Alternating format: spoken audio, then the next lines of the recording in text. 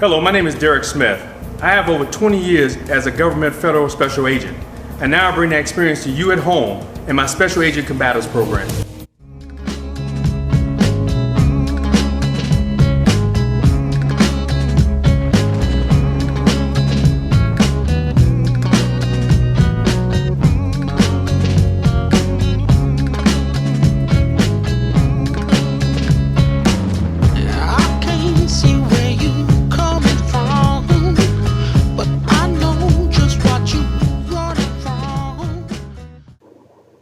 Hello everybody, this is Derek Smith from Special Agent Combative System, and I'm here with another video.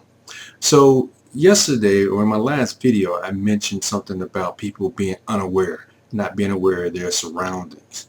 So today I'm going to talk about what color is your awareness level. See, in law enforcement, we used to have a color scheme, and we used it in the military also, and it kind of told what our awareness is. So the first and most important safety tip I can give you is to be aware of your surroundings. So if you can spot a potentially dangerous situation before it happens, then you have a greater chance of being able to avoid it. But how aware do we have to be before our precaution turns into paranoia? We don't want to walk around scared all the time. You know, based on my law enforcement and military experience, whenever I go into a restaurant or something like that, I like to have my back, you know, to the door. I'm sorry, my back away from the door, and I'm facing the door so I can see what's coming towards me. It's just a habit I've developed over 30 years of security and law enforcement and military. Paranoia, maybe, but I want to talk a little bit about this color code. So one of the best ways to determine how alert we need to be in any given situation is by using the law enforcement and military color code system. So it starts with white, and white represents a condition of complete awareness.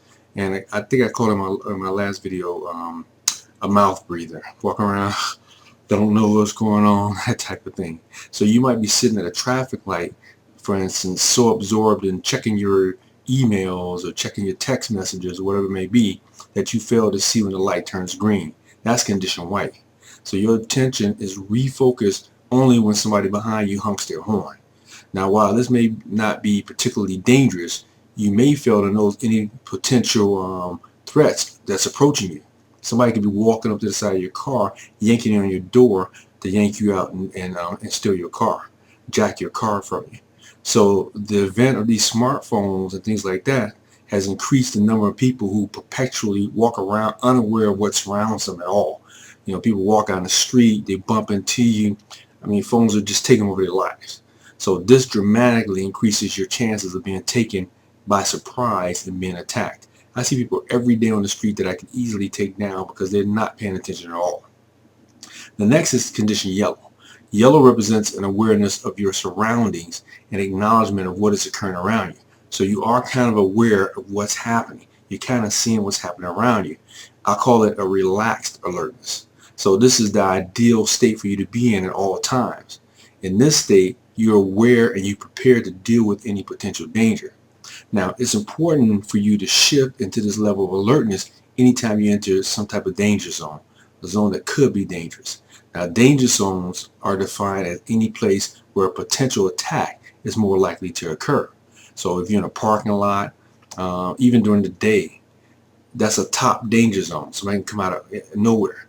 Now, especially if you're in something like a darkened street or convenience stores and stairwells, those are at the top of my list for danger also.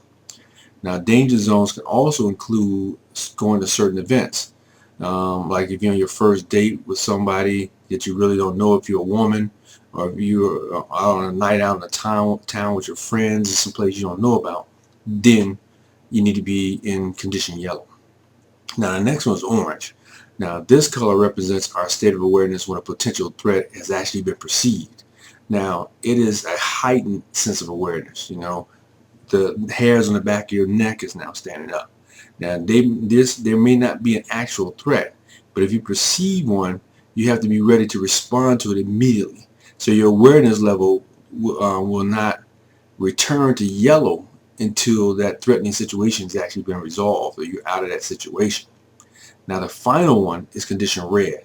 So when a potential threat has transformed into an actual confrontation, your awareness has to shift into this condition red level. So a red condition requires action.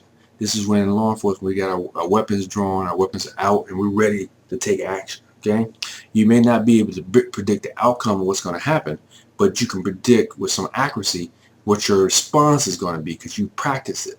So in a crisis situation, your brain is going to revert to what it's been trained to do. You train like you fight, okay, and you fight like you train. So if you have no type of training, guess what? Chances are you're going to be a victim. So training can be as complex as attending some martial art classes and becoming a skilled fighter over years, but it can also be as simple as running what-if scenarios in your mind. So if something happens, somebody come out of the dark on me, or somebody pull a weapon on me, what am I going to do? I'm thinking about this all the time. And whenever I meet somebody, and you can call this crazy, whenever I meet somebody, I'm sizing them up. I'm thinking about what I could do if something was to happen. So you run these scenarios in your mind where you mentally face an attacker and you see yourself fighting back and you see yourself getting away. Now for most people, the most realistic training probably lays somewhere in between the two of these. Imagining what you can do with that person and also doing some type of training that you can get that maybe don't take as many years.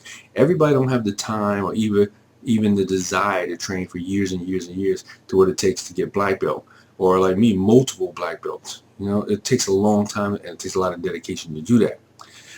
You can carry some type of self-defense weapon, but if you decide to carry some type of self-defense weapon, you need to take time to practice with it. I know many people buy firearms and never shoot it. They shoot when they first get it and never shoot it again. How effective do you think those people are going to be? And even if it's something as simple as pepper spray, make sure you know exactly how to use it. I've even seen special agents and police officers spray and the wind is blowing and they get a full effect of the spray in their own face. And now they're taken out of battle. So you need to know when and how to use it. You need to practice with it. Now the time to figure out how it works is not when you're facing an assailant, not when you're being attacked.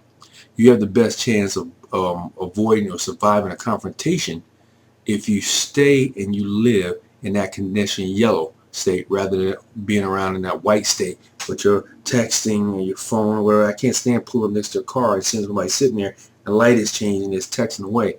They're conditioned white. You know, they're the mouth breathers. They're walking around with no clue what's going on around them. Okay? Be aware. Be prepared. Stay safe. All right? So again, look down below and get my website, Special Agent Combative System.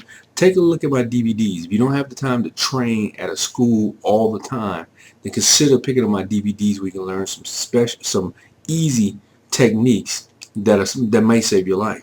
The thing about it is agents, police officers, all of them, they're not all black belts. They don't have time to train all the time like that. They have to have specialized skills that they know can work, and then they have to hone those skills. If you get my DVDs and you practice those 15, 20 skills, whatever I have on there, then you know you'll be able to survive. So again, this is Derek Smith from Special Agent Combatives, and I'll see you in the next video.